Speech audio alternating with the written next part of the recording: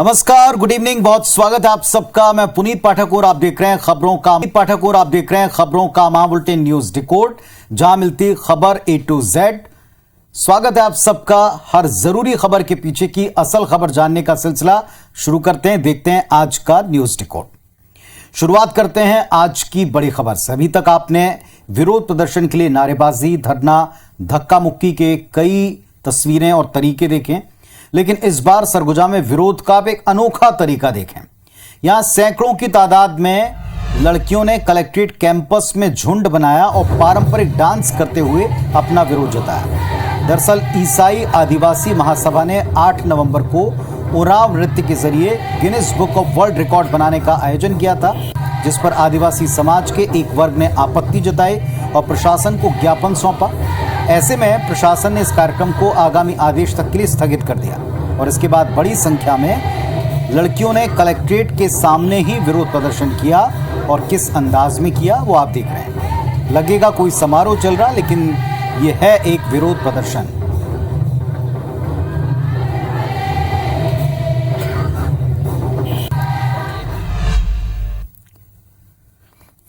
तो देखा आपने विरोध का यह अनोखा तरीका।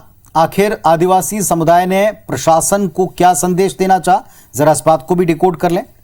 आदिवासियों ने यह संदेश दिया कि वे शांतिपूर्वक आंदोलन करने या विरोध करने में यकीन रखते हैं। आदिवासियों ने यह बात साबित की कि वो लोकतांत्रिक मूल्यों में अपनी पूरी आस्था रखते हैं। जिस चीज यानी डांस स्पर्धा की अनुमति नहीं मिली, आदिवासी समुदाय उसे ही विरोध का जरिया बनाता नजर आया। प्रशासन को भी आदिवासी समुदाय के विरोध को देखने के बाद शायद अफसोस हुआ होगा। कुल मिलाकर आदिवासी समुदाय ने यह बात साबित की कि वो शांतिपूर्ण तरीके से उसी बात का विरोध कर सकते हैं जिसके लिए उनको इनकार किया जा सकता है, और वो कितना खूबसूरत अंदाज हो सकता है वो आप इस तस्वीर में देख पाए। चलिए देखते हैं कि अब इसका असर आगे क्या होता है। अब हम एक अहम खबर की तरफ आपको ले चलते हैं। आज सुर्खियों में जो खबर है, ज्योतिष पीठ के शंकराचार्य ने आज एक बयान दिया, एक विचार व्यक्त किया जिस पर विवाद हो गया। वो बयान क्या है जिस पर विवाद हो रहा है, पहले ये रिपोर्ट देख लीजिए।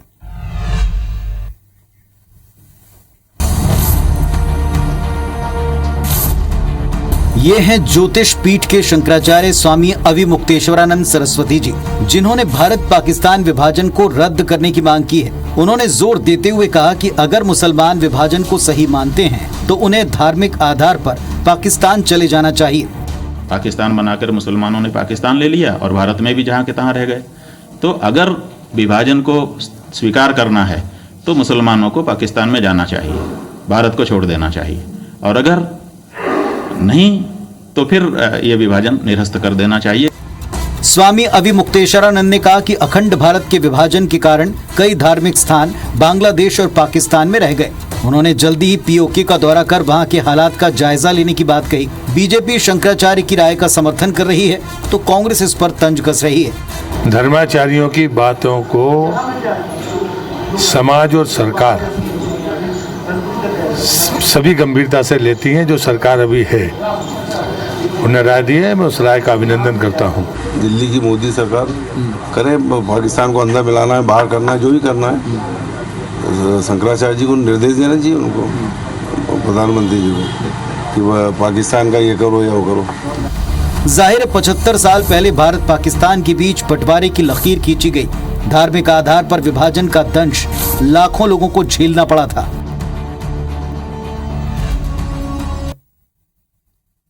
तो लाखों लोगों की आस्था के केंद्र शंकराचार्य जो एक संस्था के मानंद है, उनका बयान आपने सुन लिया। इस पर कुछ राजनीतिक रिएक्शन भी आपने सुन लिए। आज हम इसकी राजनीति पर जरा भी बात नहीं करेंगे, लेकिन इस बयान और इसके पीछे का मकसद, अर्थ, समय, टाइमिंग जिसको आप कहते हैं, इन सबको डिकोड कर रहे हैं।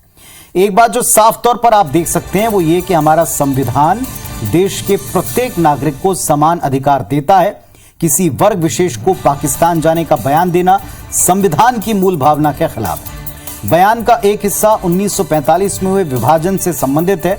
जो बयान दिया गया वो विभाजनकारी आज के दौर में दिखता है, सुनाई पड़ता है। शंकराचार्य एक सम्मानित संस्था की तरह, जैसा हमने कहा, सवाल उठाए उन्होंने। उन सवालों का जवाब वैसे देश पिछले 75 सालों से खोज रहा है, पर आज तक एक ईमानदार जवाब नहीं मिल पाया। आज भी देश का एक तबका ये बार बार पूछता है कि अगर धर्म के आधार पर देश को बांटा गया था, पाकिस्तान स्वयं को घोषित इस्लामिक राष्ट्र बना चुका है, तो फिर भारत ने पंथ निरपेक्षता की राह क्यों पकड़ी?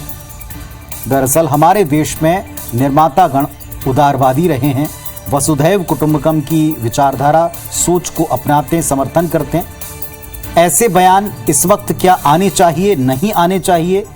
बहुत बड़ा वर्ग मानता नहीं आने चाहिए, संविधान की मूल भावना के विपरीत हैं। आज के दौर में ये सिवाय वैमनस्यता के, कटुता के या एक असहज वातावरण के और कुछ प्रदान नहीं कर सकते, ऐसा बड़े वर्ग का मानना है। परंतु क्या अनसुलझे सवालों पर कोई बयान देकर फिर से इस पर कोई नई बहस छेड़ने का मकसद है? ये आने वाले दिनों में स्पष्ट हो जाएगा। आज सीएम भूपेश बघेल हिमाचल प्रदेश के दौरे पर गए। उन्होंने हारोली विधानसभा सीट पर चुनाव प्रचार किया और आज ही लौटे। सीएम भूपेश के साथ प्रियंका गांधी ने भी जनसभा को संबोधित किया। क्या खास रहा इस पूरे दौरे में, देखिए आप।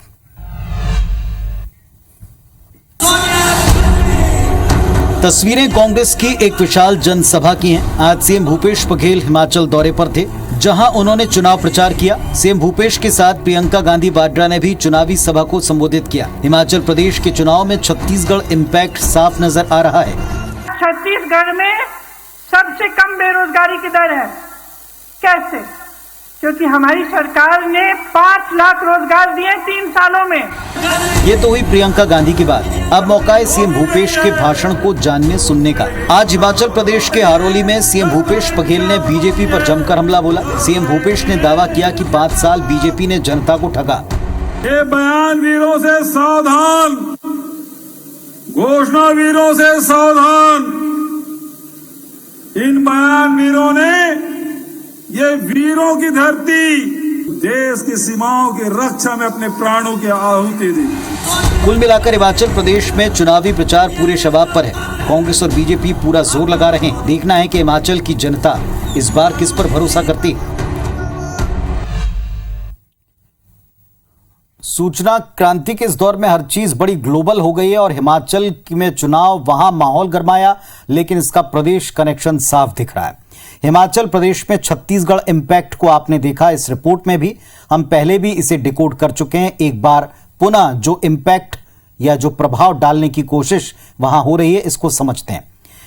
पहले हम आपको ये बात बता चुके हैं कि जिन भी राज्यों में विधानसभा चुनाव हो रहे हैं, वहां पर कांग्रेस की तरफ से मुख्यमंत्री भूपेश बघेल एक अहम भूमिका में दिख रहे हैं। एक तरह कांग्रेस पार्टी के गारंटी कार्ड के तौर पर वो हर जगह जाते हैं, बताए जाते हैं। सीएम भूपेश बघेल कांग्रेस दूसरे राज्यों में चुनाव में उनको उतारकर छत्तीसगढ़ मॉडल को भी जनता के सामने पेश करती है। अपने चुनावी घोषणा पत्र में कांग्रेस छत्तीसगढ़ में जिन योजनाओं को अपनी तरफ से चला रही है, कामयाब बता रही है, उनका जिक्र वहां करते हैं। कुल मिलाकर छत्तीसगढ़ कांग्रेस के लिए ये एक असर्ट की तरह हो गया है, एक उपलब्धि की तरह हो गया, जिसका फायदा कांग्रेस को राज्यों में मिलेगा, ऐसा कांग्रेस सोचती है। अब वो कितने कामयाब होते हैं, कितना लाभ कांग्रेस पार्टी को होता है, ये देखा जाएगा। लेकिन राजनीतिक तौर पर मुख्यमंत्री की शख्सियत हर चुनाव में उभर कर और एक मजबूत कद वाले नेता के तौर पर राष्ट्रीय स्तर पर बन रही। खबर छत्तीसगढ़ से जुड़ी है, जहां वरिष्ठ कांग्रेस नेता पीएल पुनिया ने विधायकों के परफॉर्मेंस पर एक सर्वे करवाया था, जिस पर राजस्व मंत्री जयसिंह अग्रवाल ने तंज कसा है। क्या कहा है, क्यों कहा है, सुनिए।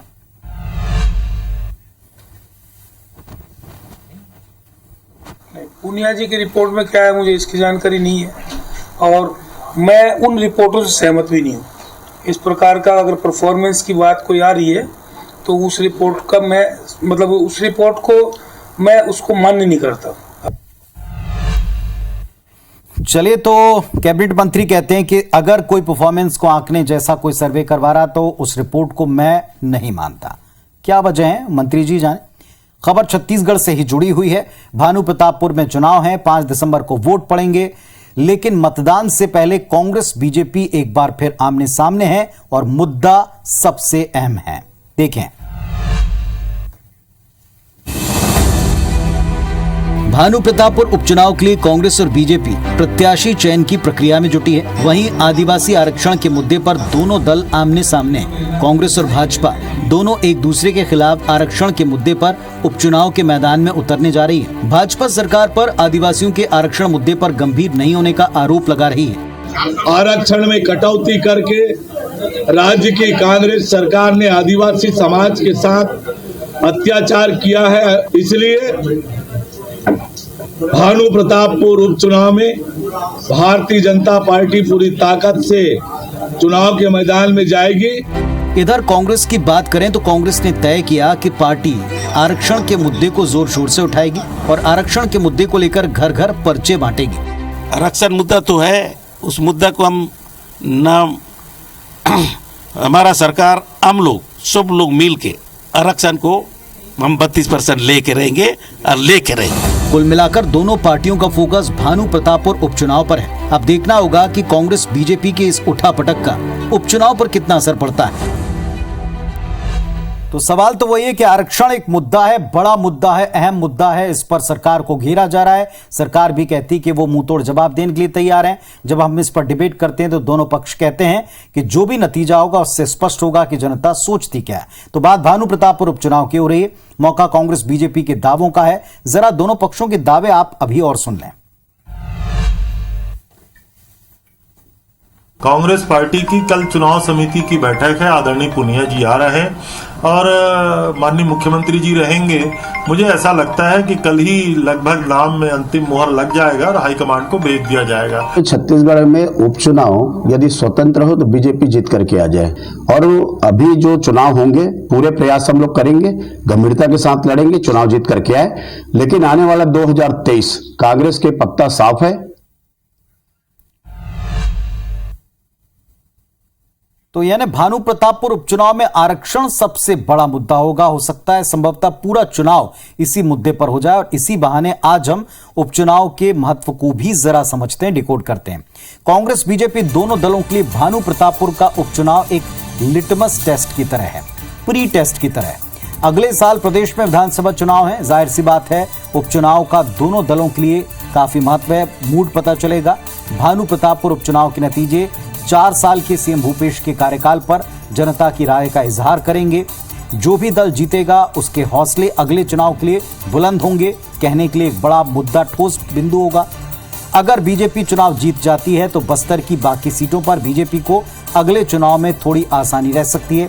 वैसे पिछले चुनाव में बस्तर ने बीजेपी को पूरी तरह निराश किया था, इसलिए इस बार बीजेपी वहां एड़ी चोटी का जोर लगाती दिख रही है। ये भी तय हो गया कि इस उपचुनाव और आने वाले दिनों में आरक्षण का मुद्दा ही दोनों पक्षों के लिए सबसे महत्वपूर्ण रहेगा। ये सफाई कैसे बेहतर तरीके से दे सकते हैं और किस अंदाज में कांग्रेस पार्टी को घेरने का काम बीजेपी करती है, ये दोनों पक्षों के बीच इंपॉर्टेंट है। और फाइनली जनता किसे चुनती है, सफाई को पसंद करती है या प्रयासों पर मोहर लगाती है, यह देखना होगा। छत्तीसगढ़ से जुड़ी खबर है। एक वायरल वीडियो जमकर सियासत के केंद्र में है। किसका वीडियो है, क्या इसमें हो रहा है, पहले देख लें आप।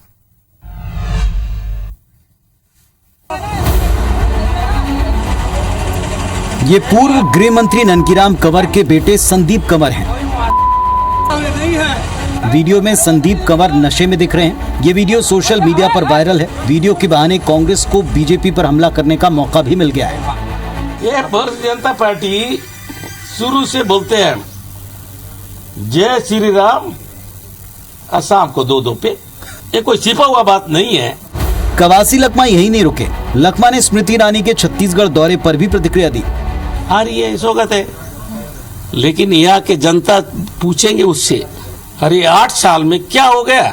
मट्टी तेल को 100 ऊपर हो गया, डीजल पेट्रोल का रेट बढ़ गया, गैस का रेट बढ़ा, पूछेंगे। कुल मिलाकर कांग्रेस बीजेपी पर हमले का एक भी मौका नहीं छोड़ती, ठीक वैसे ही जैसे बीजेपी कांग्रेस को हर मौके पर घेरती। तो पूरी खबर आपने देख ली। आखिर इस खबर के आप क्या मायने निकालेंगे, जरा इस बात को हम इस वक्त डिकोड करें। पहली बात जो साफ दिखती है कि वाकई शराब एक घातक सामाजिक बुराई है। शराब की लत एक बीमारी की मानंद है। मेडिकल टर्म में आप इसे A303 कह सकते हैं। अमेरिका के डॉक्टर्स की सबसे बड़ी संस्था अमेरिकन मेडिकल एसोसिएशन ने साल 1956 में अल्कोहलिज्म पर एक बीमारी के तौर पर उसे एक्सेप्ट किया, स्वीकार किया। बात इसके उपचार की करें तो अल्कोहलिज्म का इलाज पॉसिबल है, संभव है, मौजूद है, लेकिन इसके लिए सबसे आवश्यक है शराब पीने वाले व्यक्ति की शराब छोड़ने को लेकर इच्छा शक्ति। बहरहाल ननकीराम कंवर एक बड़े कद के नेता हैं। उनके बेटे का नशे में होना, इस तरह की हरकतें करना शर्मिंदगी का बायस जरूर बन रहा है। इसका सियासी फायदा बाकी तमाम लोग उठा रहे हैं। कांग्रेस को आपने सुन ही लिया, कहने का उनके पास मौका है और सीधा मौका भुनाते हुए तमाम लोग भी नजर आ रहे हैं। दिग्विजय सिंह की बात कर रहे थे। एक वीडियो उनका वायरल हो रहा है। इस वीडियो में दिग्विजय सिंह भैंस के साथ डांस करते आपको दिखेंगे। उनका यह अंदाज आप इस रिपोर्ट में देखें।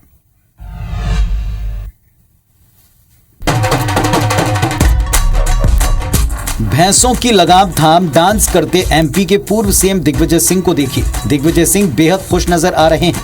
अपने बीच दिग्विजय सिंह को पाकर दूसरे लोग भी उत्साहित हैं। दिग्विजय दूसरे लोगों के साथ ताल से ताल मिलाकर डांस करते हैं। ये तस्वीरें तेलंगाना की हैं, जहां गोवर्धन पूजा के मौके पर परंपरा के मुताबिक भैंसों के साथ दिग्विजय सिंह ने नृत्य किया। डांस का वीडियो खुद दिग्गी राजा ने ट्वीट भी किया। अब इस पर मध्य प्रदेश के गृह मंत्री ने तंज कसा है। बुजुर्गवार नेता हैं, वो किसी के साथ भी डांस कर सकते हैं। ऐसा क्या चीज है, उनका सपना राष्ट्रीय अध्यक्ष बनने का धूल दूसरित हो गया। अब उनका अधूरा सपना है, संतुष्टि मिल सकती है भैंसा डांस में। कुल मिलाकर कहना है कि दिग्विजय सिंह ने तेलंगाना की परंपरा का सम्मान किया। अहम बात ये कि दिग्विजय सिंह चर्चा में बने रहने का हुनर जानते हैं। अक्सर वो अपने बयानों से सुर्खियों में रहते हैं और इस बार अपनी डांस परफॉर्मेंस को लेकर चर्चा में है।